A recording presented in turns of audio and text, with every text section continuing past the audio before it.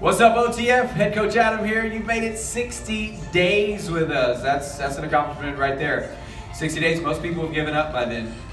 If you look at statistics, 90% of people will give up if they're on their own within 60 days. So, not you. You've made it 60 days. So, I want to put together a little video to touch on some things and some questions you might have at OTF that maybe you haven't heard us cover, or maybe you haven't asked a coach, but I do want to always let you know you can always come up to us and ask us any questions. Contact us, contact me personally. My number's on this email, or you can respond back to the email. But first I want to talk to you about your goals. The goals that you wrote down. Do you know them? Do you remember them? Have you checked them out? How far are you into them? Have you achieved some of them? So revisit that right now after this email.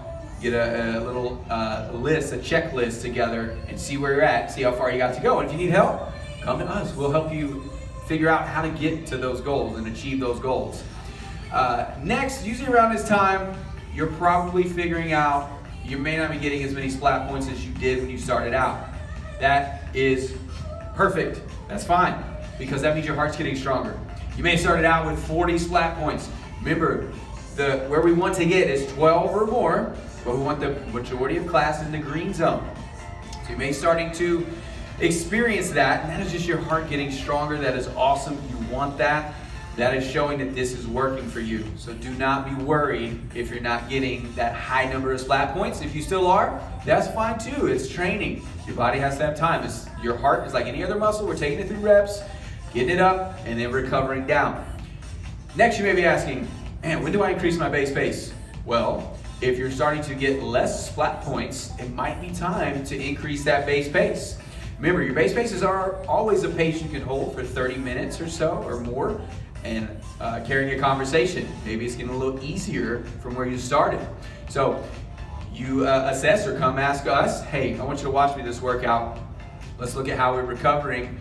Maybe it's taking us a while to get up to the orange zone from our base pace. So that's another sign and maybe time to increase that base pace. And you don't have to be a big increase. It could just be 0.5, 0.3. It doesn't have to be 1 mile per hour. But get with us, we can help you get with that number and that pace on the rower and on the tread. Because your base pace may also be increasing on the rower as well. It's good for you to start to really know your numbers at this point. You need to know your base pace, your push pace, your all-out paces, your split time, and your wattage on the rower. That just sets you up for success. It really does. Now, let's talk injury prevention. You've been grinding for 60 days. You may start having some shin splints. All right, right here, you're starting to feel it. That's our most common injury that we have. There's a couple of areas in the room, really every area in the room, you can be set up to have shin splints. On the tread, if our foot strike is too far out in front of us, we could be getting shin splints. So we always want to look at that technique. Listen to our coaching at the beginning of class, my class, and any other coaches. We always get you in that set running position. Every base pace, you want to check that set position, making sure your shoulders are down and back, chest is up tall, making sure the hands don't cross the midline. You fix the upper body, the lower body follows. On the rower, I do want to show you this. Here's how to prevent injury on the rower. A lot of us, if you're having shin splints, we're worsening it on the rower. And here's how. If you're pulling yourself back with your feet, that right there, call that the knee breaker. You're breaking your knees too early. You're pulling with your foot. Man, if you look at that, all that is activated right here, and that's what's gonna cause tightness and shin splints. So what you want to do is go back to the legs, core, arms, and then arms, core, and legs. You don't want to pull yourself in. You want to lean at the core and get forward on the rower. And we can help you with that. There are some drills I can help you with to help you teach or help you learn that form so you can correct that. In the weight room, shin splints is a lot of the impact movements, the power movements. So if you're finding yourself having those tight calves, tight soles, anytime we do a squat jump or leaving the ground, just don't. Just come, tiptoe. That's all we have to do. But we still need to get with somebody working on us. You have to have somebody helping you out, because in here, in this room, we are tearing the body down. We are breaking it down. We need someone helping us out. That's where we have a lot of partnerships.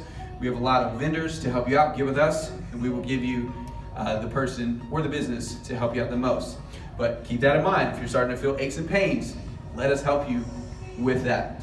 Last one is the running and power walking. So maybe you're a power walker. Maybe you want to progress to running.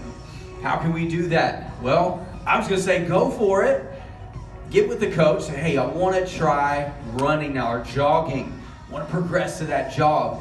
That is an awesome goal to have. And if you are a power walker and you just want to stay a power walker, nothing wrong with that as well. Power walking is a great workout, but your form is just as important on power walking as it is on running. I have a video for that I will include as well for the form of power walking.